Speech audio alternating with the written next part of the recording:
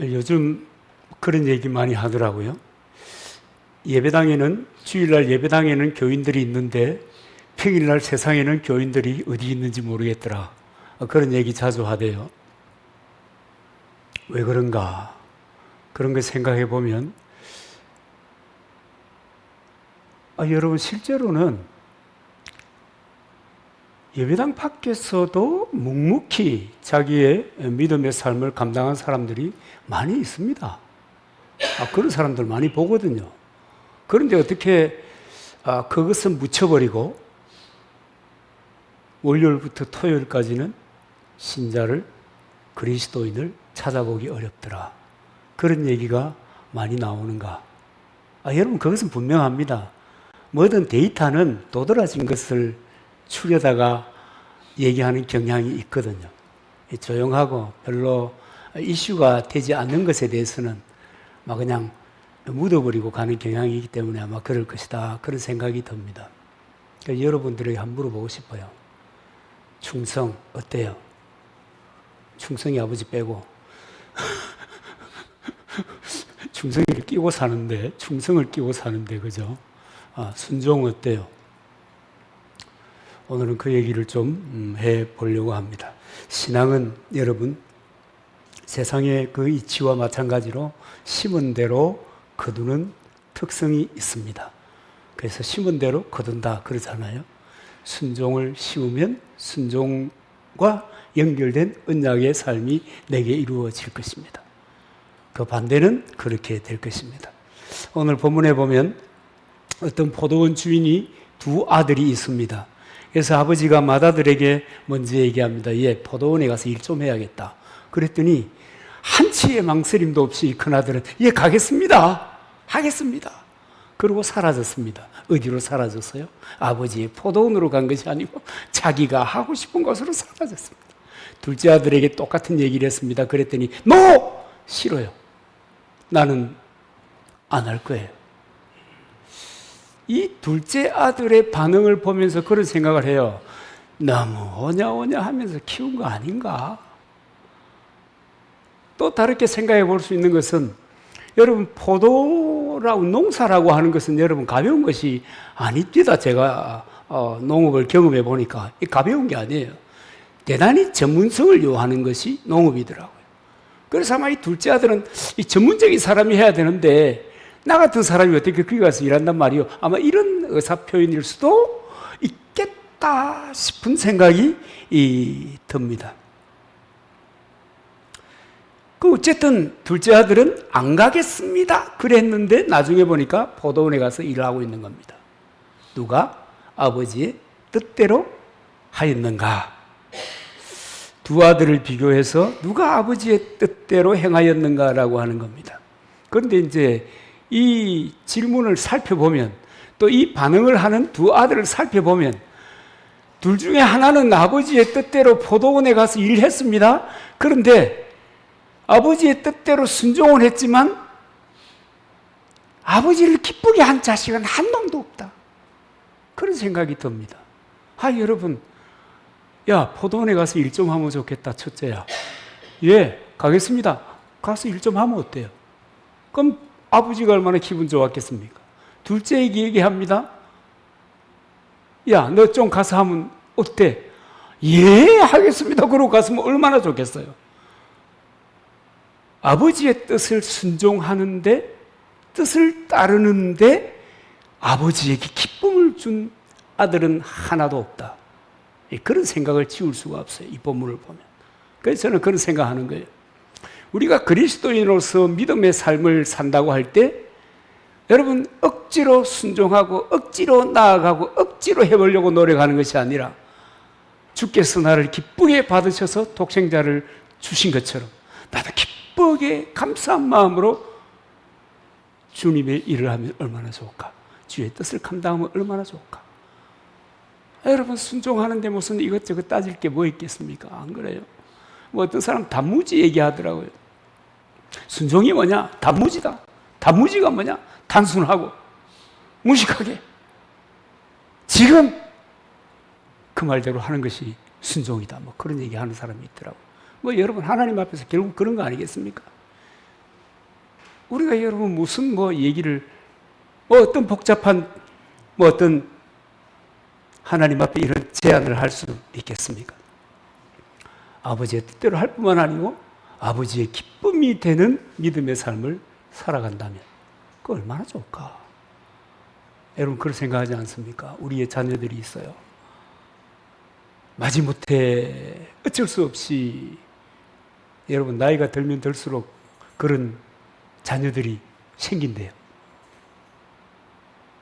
아버지의 이 힘의 균형이 기울면은 자식들의 힘이 높아진 것처럼 여겨진대요. 그래가지고 안 듣는 것은 아닌데 기분 좋게 듣는 자식이 드물대요. 실제로 그렇대요. 이제 어떡할래요? 이제 세월은 가고 이제 나이는 들어가고 이제. 그래서 여러분 이 본문을 좀 더 살펴보면 첫째 아들을 누구라고 얘기하는가 하면 종교 지도자의 비유다 그렇게 얘기합니다. 당시의 유대 지도자들, 서기관, 제사장, 바리새인들 이 사람들은 주의 말씀 앞에서 할렐루야 그럽니다. 그리고 이 사람들은 언제나 다른 사람의 모범인 것처럼 그리해서 기도하잖아요. 나는 나야. 나는 너희들의 지도자야. 그러면서 실제로는 뭐예요? 하나님의 의도와 다르게 살아가는 거예요. 요즘은 항존직 직분자에 속하는 목사, 장로, 권사, 안수집사 이런 사람들 교회의 기둥이잖아요. 이 기둥이 꼭 이렇게 될 수 있다는 거예요. 자기 위치 때문에 아멘 하잖아요. 이해하잖아요. 노하지 않잖아요. 그런데 온몸 다해 노하는 삶을 선택하고 일상을 살아가는 거예요. 이런 사람들이 많잖아요. 그 시대도 역시 그랬다. 그죠? 그 시대도, 예수님의 시대도 그랬다. 그 둘째 아들은 얘기하는데 보니까 당시에 무시당하고 사회로부터 소외된 사람들, 장기, 세리, 그런 사람들입니다. 여러분, 많은 사람들은 생각합니다. 내가 어떤 위치에 있는가? 예를 들면 우리 공동체에서 내가 어떤 위치에 있는가? 위치에 관심이 많습니다. 그러나 여러분, 위치보다 더 중요한 것은 내가 그 위치에 걸맞게 하나님의 뜻을 따라 살아가고 있는가라고 하는 거 아니겠습니까? 여러분, 직분이 포지션이잖아요. 그죠? 역할이 기둥인데. 직분을 가졌다? 중요한 것이 뭡니까? 그 위치에 있음으로, 그래, 나는 나야. 이것보다는 가장 본질적인 거. 왜 그 직분이 있게 했는가? 아버지의 뜻에 순종하기 위해서 있다. 그게 여러분 문제입니다. 그게 본질이고요. 그 다음에 직분은 제가 말씀드리잖아요. 세월이 가면 그렇게 되는 거예요. 세월이 가면 그렇게 되는 거예요. 거기에 무슨 특별한 조건은 없어요. 그 이제 그렇게 되는 거예요. 그 중요한 것은 거기에 걸맞는 삶을 사는가라고 하는 것입니다. 우리의 직분이 존재하는 까닭, 하나님의 말씀에 성실하게 순종함으로 아버지의 뜻을 행하는, 그래서 하나님 아버지를 기쁘시게 하는 바로 그것이 이 이유요, 목적이요, 까닭입니다. 오늘 본문에 보면 누가 주의 뜻대로 행한 사람인가라고 하는 것을 주목해 보면 중요한 단어가 하나 등장하는데 그게 바로 니우친입니다. 니우친은 둘째 아들입니다. 여러분, 큰아들 아버지가 포도원에 가서 일하라고 그럴 때 예 가겠습니다. 그럼 한치의 망설임 없이 얘기했지만 안 가요. 둘째 아들은 싫어요. 나는 갈 수 없습니다. 그랬지만 가요. 왜 사양했을까? 아까도 얘기했지만 여러 가지 이유가 있을 거예요. 그러나 여러분, 우리가 성경을 통해서 보면 하나님께서 사람을 세우실 때 그 사람이 완전하기 때문에 세우지 않습니다. 그가 충분히 자격을 갖춘 정말 훈련이 잘 된 사람이기 때문에 그 자리에 그 사람을 놓지 않는단 말이에요. 여러분, 모세를 하나님 부르실 때 기억합니까? 모세가 뭐라고 그래요? 나는 입술이 둔해서 못해요. 못해요. 그럼에도 불구하고 하나님께서는 모세를 리더십으로 세우는 거예요. 완전해서 세우는 것이 아니에요. 자격이 돼서 세우는 것이 아니에요. 자격이 없지만 세워서 주의 일을 순종할 수 있도록, 감당할 수 있도록 주님이 푸시해 주실 거예요. 밀어주실 거예요. 그런 거거든요. 조건이 되고 얼마든지 잘할 수 있다 여기질 때 하는 것이 결코 아니다. 그 둘째는 아마 그런 것을 오해했던 것 같아요. 내가 포도원에 가서 뭘 할 수 있단 말인가? 저는 요즘도 밭에 가면 그런 생각하거든요. 내가 너무 경영자의 등록은 되어 있는데, 그래 농사는 하는데, 너무 그 관청에서 농사에 관해서 뭘 하느냐, 어느 정도 하느냐, 소득이 있냐 없냐 물어보는데, 내가 농부인가? 그런 생각을 할 때가 많거든요. 그 쉽지 않잖아요. 그리고 어떻게 보면 둘째 아들이 거절하는 것이 좀 당연하지 않나 그런 생각도 들어요. 평소에 하던 것을 하는 것이 좋은 것인데 평소에 안 하던 것을 하려고 하니까 어렵잖아요. 정말 만만치 않아요. 그런데 30절에 보면은 이 둘째 아들이 실소이다 하더니 그 위에 뉘우치고 갔더니 뉘우치고 이게 중요합니다. 뉘우친 말이죠. 이것은 단순하게 마음을 고쳐먹었다는 게 아니에요. 그 문제로 인하여 내가 뉘우치고 보니까 마음을 고쳐먹을 수 있는 생각, 가치의 전환이, 그래서 삶의 방향이 새롭게 정비되었다는 거예요. 그게 중요한 거예요. 그래서 여러분, 뉘우침이 얼마나 중요한지 몰라요. 그리고 결국은요, 이 뉘우침으로 인해서 사람들이 새로운 방향으로 가게 되는 겁니다.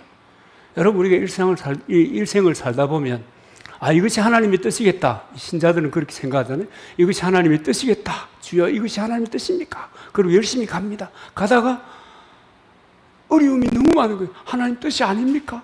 그럼 하나님 뜻이 무엇입니까? 길을 좀 보여주십시오. 그래서 하나님께서 보여주신 것 같은 길, 그쪽으로 향해서 또 방향을 틀어보는 겁니다. 또 왔다 갔다 해보는 겁니다. 여러분, 꿈이 몇 번 바뀌었어요, 여러분? 얼마나 자주 방향이 새롭게 만들어지는지 모릅니다.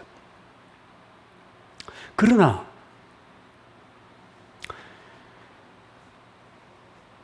이 진정한 뉘우침이 있을 때 사람들이 달라지는 거예요. 깊은 뉘우침이 있을 때 사람들이 달라져요. 여러분, 뉘우침이 없는 삶이라는 것은 내가 자기가 하고 있는 것을 계속하는 거예요. 그리고 그것이 전혀 문제가 없다고 생각하는 거예요. 다른 사람이 볼 때는 문제가 많은데도 불구하고, 그럼에도 불구하고 이 정도 하면 잘한다 이렇게 생각하는 거예요. 우리 한국교회가 제가 생각할 때는 어려움에 직면한 이유가 뭐냐? 교회에 붙어 살면은 잘하는 것이다, 경건한 것이다 이렇게 생각한 거예요. 그래서 교회에 붙어 살았어요. 새벽부터 일주일 내내 교회에 붙어 사는 거예요. 그래서 교회의 빛이 되고 교회의 소금이 됐어요. 그래서 예배당이 얼마나 높아졌어요. 얼마나 화려하게 됐습니까? 그것까지 성공했어요. 그런데 시간이 가니까 그게 뭐예요? 알고 보니까 우리는 교회 속의 빛이 아니었네? 교회 속의 소금이 아니었네? 라고 하는 것을 시간이 많이 지난 다음에 비로소 아는 거예요. 전부 다 교회 오면 교인인데 바깥에 나가면 흔적이 없다. 이 말이 이해가 되는 그런 시대를 우리가 살고 있는 것입니다. 교회를 출입하는 것이 경건하게 사는 것 여러분 아닙니다. 디지겔이라고 하는 그 신학교 선생님께서 경건 훈련 실천 방법 중에 자기를 점검하는 법에 대해서 이렇게 5가지를 얘기하더라고요. 첫째는 내가 날마다 성령 충만하며 살고 있는가. 그 다음에 또 하나는 내가 성령 충만을 위해서 내가 시간을 내어서 기도하고 있는가. 그리고 또 하나는 내가 하나님과의 친밀함을 위해서 하나님의 의도와 뜻을 알기 위해서 내가 날마다 하나님 말씀을 묵상하고 살아가는가. 그리고 네 번째는 그 묵상한 그 말씀, 주께로부터 받은 그 은혜를 다른 사람들에게 쉐어링하는가, 나누는가. 그리고 5번째로 이분이 그런 얘기를 합니다. 믿음으로 승리하는 사람을 살아가고 있는가. 여기에 이해하면 그 사람은 경건한 삶을 살아가고 있다. 왜 그런 거예요? 결국은 여러분, 믿음의 삶, 신앙생활이라고 하는 것은 하나님과 주님의 몸인 공동체와의 친밀이거든요. 그러니까 자연스럽게 이런 성령 충만, 기도하는 것, 말씀을 묵상하고 나누는 것, 그리고 내가 믿음으로 승리하였구나라고 하는 이 자부심을 갖는 것, 이게 굉장히 중요하다 하는 겁니다. 그리고 여러분, 뉘우치는 사람이 경건한 삶을 살 뿐만 아니라 위대한 인생의 열매도 맺게 된다. 그리고 진젠돌프라고 하는 독일 그 모라비안 지도자가 있는데요. 이분이 19살에 이제 박물관에 갔나 봐요. 박물관에 가가지고 스덴버그라고 하는 화가가 그린 그 예수님의 십자가에 못 박힌 유화를 보는데 그 그림 밑에는 이런 글이 써 있었다고 합니다. 나는 너를 위하여 죽었는데 너는 나를 위하여 무엇을 하느냐. 그 글귀가 가슴에 크게 와닿아가지고 그 자리에 주저앉아가지고 박물관 그 문을 닫을 때까지 일어서지 않아가지고 관리인이 흔들어 깨워가지고 보냈다 하는 그 일화가 있거든요. 그 길로 이 진젠돌프는 인생이 바뀌는 거예요. 그때 나이가 한 19쯤 되는데, 그 19이었는데 그 사람의 그 직함이 백작이었대요. 지위도 있고, 좀 그죠? 어느 정도의 그 권위도 있고, 뭐 세상살이 얼마든지 편하게 할 수 있는 사람이었어요. 그 자기 재산을 다 흩어버리고 성경 들고 복음을 전하는 사람이 되었다. 모라비안들의 그 지도자가 됐다 하는 그런 이야기가 있습니다. 그래서 여러분, 이 뉘우침이라고 하는 것이 얼마나 중요한지 모릅니다. 사람이 뉘우치고 깨닫고 돌아서는 방향 전환이 없으면 그 사람의 인생이라고 하는 것은 너무 건조합니다. 지금 뭐 여러분 비가 안 오니까 엉망진창이잖아요. 나무들도 빨갛게 말라지고요. 땅이 갈라지잖아요. 물을 주는데도 별로 효과가 없어요. 하늘에서 비가 와야죠. 이 메마름이라는 것이 여러분 삶을 심각하게 만드는 것입니다. 뉘우침이 없으면 삶이 메말라지는 거예요. 그러나 뉘우침이 있으면 삶이 변하는 거예요. 방향이 새롭게 잡히고요. 다시 한번 해볼 수 있는 힘도 생기고요. 뭔가를 위한 자기만의 결정, 정말 잘했다 싶은 그런 결정을 가지고 살아가는 거예요. 다른 사람이 뭐라고 하든지 간에. 그 여러분, 뉘우침 중요한 겁니다. 그럼 뉘우침이 뭐냐? 우리가 늘 하는 그 회개라고 하는 말이 뉘우침입니다. 여러분 회개하셨습니까? 많은 사람들은 회개를 얘기합니다. 일상의 회개, 예수님께서 말하잖아요. 모욕한 사람은 손발만 씻으면 된다? 이 일상의 회개입니다. 그런데 인생의 전환점이 되는 회개가 있단 말이에요. 예수 그리스도가 나의 주요, 나의 하나님이 되는 그 순간에 자기 자신이 보인단 말이에요. 예수 그리스도를 인정하는 순간에 보이는 자기 자신을 보고 통렬하게 뉘우치는 거예요. 그런 경험이 있는가? 그렇다면 여러분 진지하게 우리를 돌아보아야 합니다. 오랫동안 신앙생활 하다 보면 이게 이 믿음의 삶이 일과가 되어버리는 경향이 있거든요. 주일날 되었구나. 교회 가자. 예배 마쳤구나. 이제 또 일터로 가자.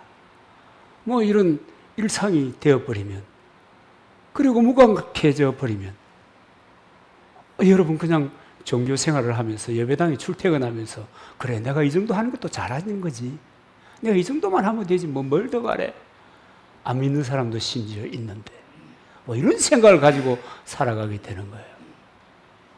이런 사람들의 삶에는 여러분 위대한 열매라고 하는 것은 생각할 수가 없는 겁니다.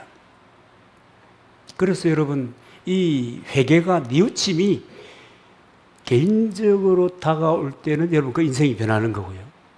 국가 민족이 회개할 때는요, 그 나라가 새로워지는 거예요. 여러분 니느웨 이야기 우리 너무 잘 알잖아요. 니느웨 전체가 새로워지는 거예요. 나라가 회개하니까. 툴툴거리면서 너가 안 하면 망한다. 그 여러분 요나 이야기 여러분 잘 알잖아요. 툴툴거리면서 그러니까 마지못해서 얘기하는 거죠. 야, 너가 회개 안 하면 너가 전부 다 죽어. 마음속으로는 차라리 죽어라, 이 자식들아, 이 못된 것들아. 그러면서 지난 복음 아니겠어요? 그럼에도 불구하고 니느웨가 회개하니까 달라지는 거예요.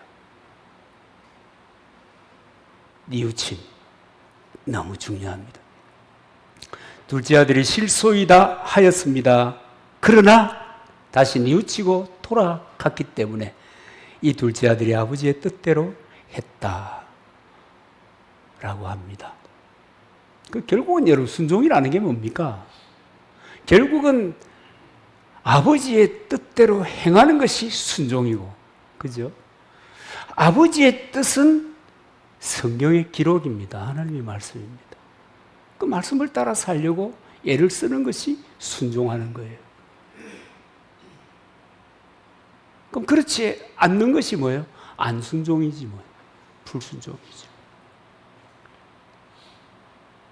결국은 여러분 이 순종이 하나님의 권위를 인정하는 것이고 믿는 사람들의 기본적인 규범입니다. 어떤 사람은 그런 얘기를 하더라고요. 요즘은 복음이 많이 변질됐다 하고 그래서 주 사람 무슨 얘기를 하나? 이렇게 들어보니까 행위로 구원 얻는 것이 아닌데 요즘은 행위가 너무 강조되고 있다. 그렇죠. 행위로 구원 받는 것 아니죠. 그러나 구원받은 백성은 하나님의 법도를 따라 살게 되어 있는 거예요. 구원받은 백성이 아버지의 뜻을 따라 살아가게 되어 있는 거예요. 너무 위험한 그런 얘기를 하는 사람들이 많습니다, 요즘. 여러분, 우리가 왜 예배 드립니까? 구원받으려고 예배 드리는 거예요? 아니잖아요. 구원받았기 때문에 예배 드리는 거예요. 심지어 아직 그 구원의 은총이 뭔지 모르는 사람들은 듣다가 보면 또 어느 순간에 그리스도를, 야훼 하나님을 받아들이게 되잖아요. 믿으니까 순종하는 거고, 믿으니까 예배하는 거고, 믿으니까 서로를 세우기 위해서 헌신하는 거고 봉사하는 거죠. 그래서 얼핏 잘 못 들으면 예수 믿어 못했지. 제가 지난번에 그 하이프 칼빈주의 얘기를 한 그 기억이 났습니까? 예수 믿어 못했지 뭐 다른 게 뭐 필요해? 아닙니다, 여러분. 하나님께서 우리를 창조하신 목적이 있잖아요. 하나님께서 우리를 구원하신 목적이 있잖아요. 그 목적은 구원받는 것, 그것을 넘어가는 거예요. 구원은 당연히 받아야 되는 것이고, 당연히 구원받아야 되는 것이고, 구원받은 사람은 하나님의 뜻이 무엇인가를 헤아리고 믿음의 삶을 살아야 되는데, 그게 여러분 순종이라는 거예요. 그래서 여러분 순종은 율법을 아니에요. 하나님의 자녀들이 감사하는 마음으로 지키는 것이 여러분 순종이에요. 너무 많은 사람들이 오해를 하고 있습니다. 또 어떤 사람은 그런 얘기를 하더라고요. 야, 내가 이 나이에 이제 저보다 연세가 높은 분입니다. 내가 이 나이까지 교회를 다녔는데 꼭 목사가 얘기하는데 순종해야 되겠나? 뭐 그렇게 얘기하더라고요. 목사의 얘기에 순종하는 것이 아니잖아요. 여러분 목사가 여러분 다 목사가 뭐라고 여러분 목사의 말에 여러분 복종하겠어요? 목사는 여러분 말씀의 메신저일 뿐이에요. 메신저예요. 그러니까 목사와는 합력하여 선을 이루도록 마음을 모으고 함께 일해가는 것이고, 순종하고 복종하는 일은 아니지요. 다 여러분들이 저보다 좀 잘났잖아요. 저도 어지간히 멋있는 사람이긴 하지만. 그런데 뭘 여러분 목사에게 복종을 해요? 제가 그 어른에게 할배요. 그러면 안 돼요. 완전히 거꾸로 생각하고 있었어요. 지금까지 그런 목사에게 복종하고 있었단 말이에요. 그랬더니 그렇다고 그러더라고요. 할배가 어리석은 거요. 평생 장로로 살다가 은퇴를 했는데 그것밖에 안 된단 말이에요. 여러분은 어찌 생각해요? 목사와 교인은 협력하여 주의 몸을 세워가는 사람들이고, 제 말을 진리처럼 순종하는 것은 너무 넘어갔습니다. 그럼에도 불구하고 하나님 앞에 우리는 순종할 믿음을 가지고 순종할 의지를 가지고 그 말씀을 쫓아 살기 위해서 애를 써야 되는 거예요. 여러분 그런 사람들이 복 있는 사람이에요. 여러분 하나님께서 아브라함에게 축복하셨잖아요. 이 아브라함이 상상할 수 없는 복을 주세요. 그런데 왜 아브라함에게 하나님이 그 복을 주시는가에 대하여 성경은 이렇게 얘기하고 있어요. 창세기 22장 17절 19절 읽어드립니다. 내가 나를 사랑한 줄 아노라. 내가 내게 큰 복을 주고 내 씨로 크게 번성하여 하늘의 별과 같고 바다의 모래와 같게 하리니 내 씨가 그 대적의 문을 얻으리라. 또 내 씨로 말미암아 천하 만민이 복을 얻으리니 이는 내가 나의 말을 준행하였음이니라. 그럽니다. 네가 내 말을 준행하였다. 하나님의 뜻대로 행하려고 애를 썼다. 그겁니다. 아브라함이 특별하게 도덕적으로 흠결이 없는 인생을 살았다? 아닙니다. 착한 일을 많이 했다?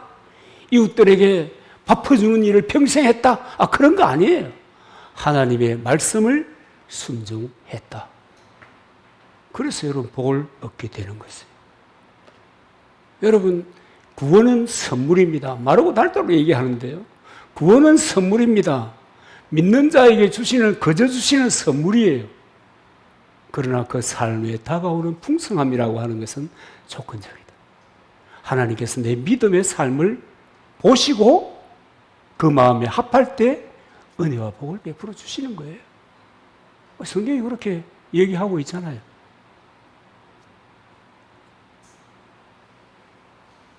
여러분은 다르게 생각하셨어요?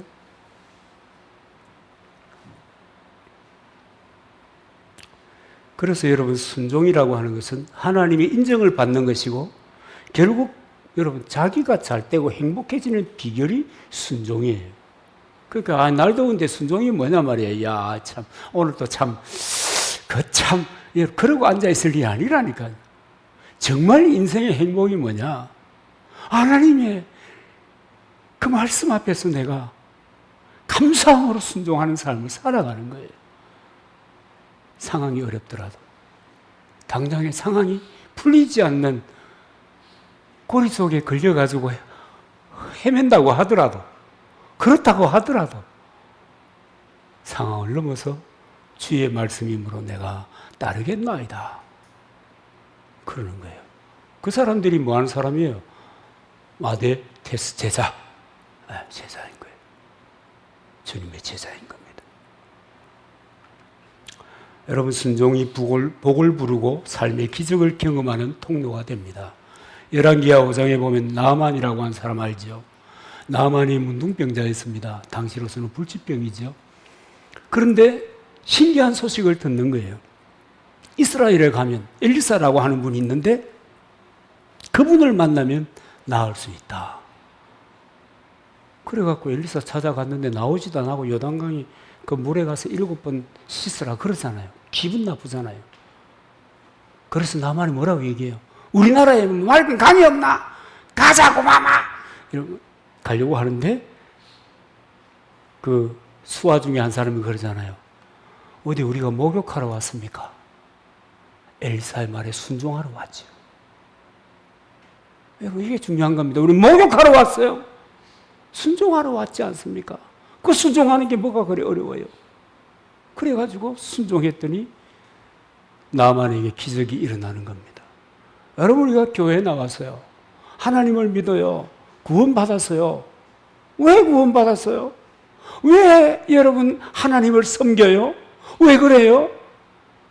여러분, 하나님의 말씀을 따라 살려고, 그분의 뜻을 따라 순종하기 위해서 우리가 하나님의 사람이 된 거예요.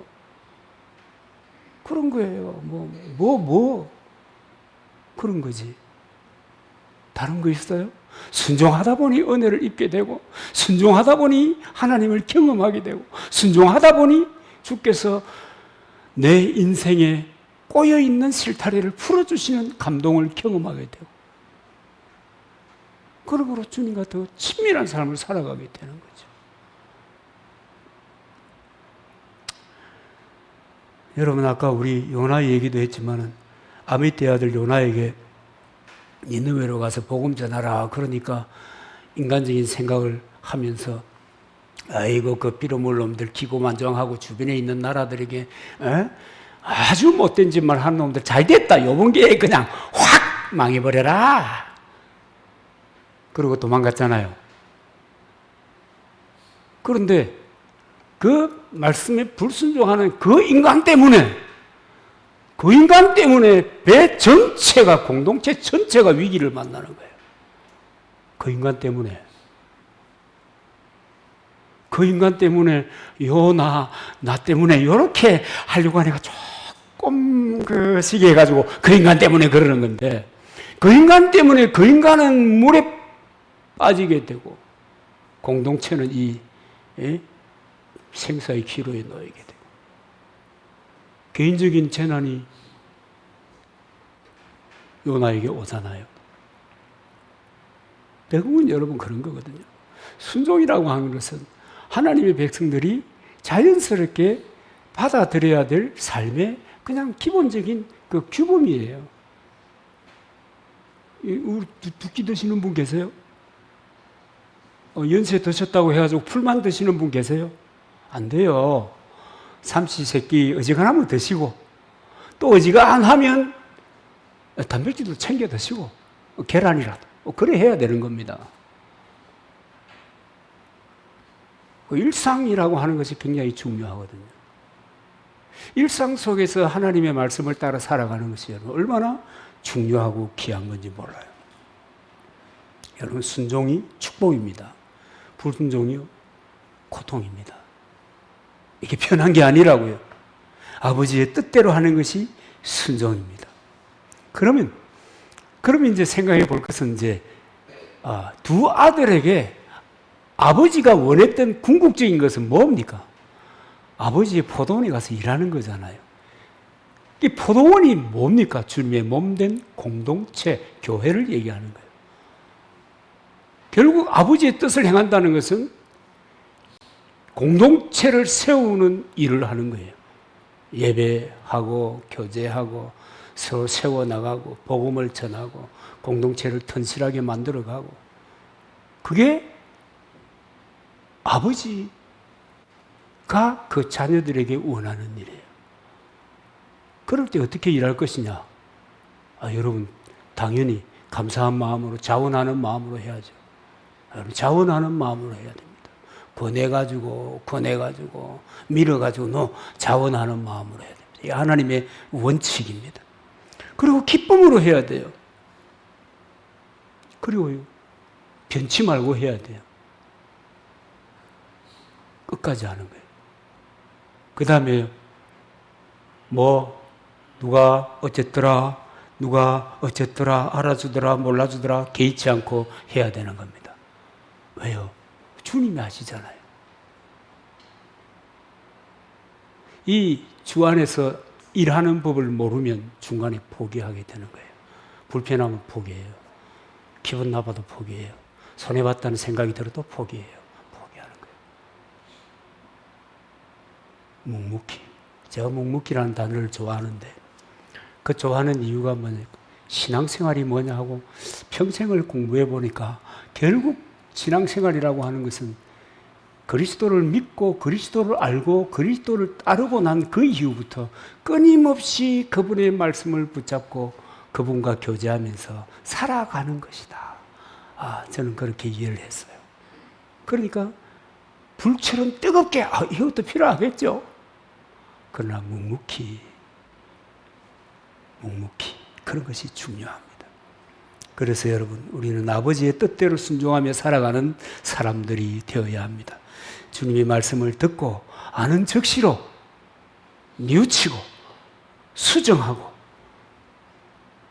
궤도를 재정립해서 순종하는 삶을 살아야 되는 것입니다. 상황적인 이유로 합리화하면 안 됩니다. 하나님 앞에서 여러분, 그렇잖아요?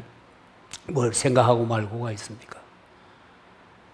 주의 뜻을 쫓아 살아감으로 주의 인도하심을 받고 주님과 친밀한 삶을 살아가는 그 사람들이 그리스도인이고 그렇게 사는 사람을 성숙하다 그러는 겁니다. 여러분 성숙한 그리스도인으로 살아갈 수 있으면 좋겠습니다.